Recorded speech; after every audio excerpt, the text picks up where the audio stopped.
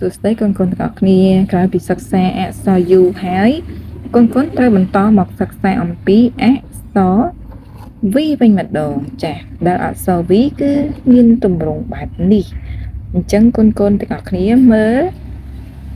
នេះហើយគឺជាអក្សរ V ធំអញ្ចឹងដើម្បីកុំឲ្យខាតពេលកូនៗទាំងអស់គ្នាចាប់បិចចាប់សៀវភៅមកយើងយកទៅសរសេរ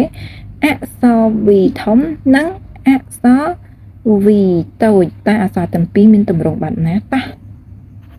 ចាសម្រាប់អក្សរ V ផងដែរក៏មិនខុសពីអក្សរ S ប្រហែលដែរដោយសារតែទម្រង់អក្សរតូចនិងអក្សរធំរបស់វាគឺដូចគ្នាអញ្ចឹងបងប្អូនអក្សរ V គឺសរសេរពីលើចុះមកក្រោមរៀងប្រឆិតណាបងប្អូនប្រឆិតបែបនេះណាហើយបងប្អូនរុញឡើងទៅលើវិញបង្កើតបានទៅជាអក្សរ Vចាអញ្ចឹងបងប្អូនសរសេរឲ្យច្រើនមករុញឡើងទៅលើវិញបានជាអក្សរ V ណាគឺអត់ពិបាកទេនៅក្នុងការសរសេរអក្សរ V អញ្ចឹងនេះអក្សរ V ធំណាចំណែកអក្សរ V តូចវិញដូចadminបានបញ្ជាក់អញ្ចឹងថាវាមានទម្រង់និងរូបរាងដូចគ្នាជាមួយនឹងអក្សរ V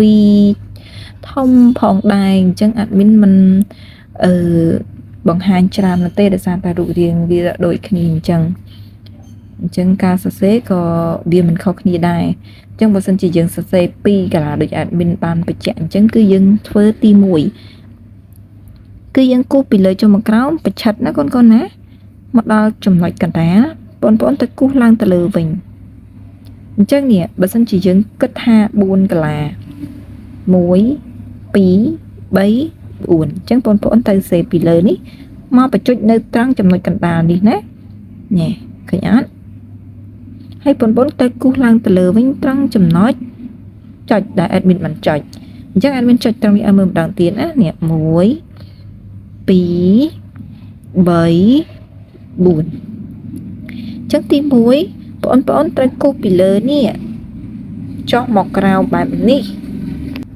ចាបន្តមកទៀតបងប្អូនត្រូវចុចពីត្រង់នេះមកវិញឡើងទៅលើអញ្ចឹងបានទៅជាលេខ2អញ្ចឹងអត់មានពិបាកវែងឆ្ងាយទេអក្សរ V គឺមានតែប៉ុណ្ណឹងចំណែកអក្សរ V តូចវិញក៏អត់មានខុសគ្នាដែរបើសិនជាក្រឹតត្រឹម4កាឡាក៏យើងអាចសរសេរវាប៉ុនគ្នាគ្រាន់តែឋានទំហំនៅពេលដែលយើងសរសេរអក្សរ V តូចតែងតែតូចជាងអក្សរ V ធំជានិច្ចទោះបីជាវានៅក្បែរគ្នាឧទាហរណ៍ថាអក្សរ V នេះជា V ធំអញ្ចឹង V នៅក្បែរនេះគឺ V តូចសរសេរទម្រង់ដូចគ្នាគ្រាន់តែថាមួយធំមួយតូចអញ្ចឹងសង្ឃឹមថាកូនសិស្សរបស់ admin ប្រកាសជាយល់ហើយតើតើជាមួយនឹង V ធំនិង V តូចនៃទម្រង់នៃការសរសេរទាំងអស់ដែល admin បានធ្វើការបញ្យល់អញ្ចឹង admin ក៏មានតែបង្រៀន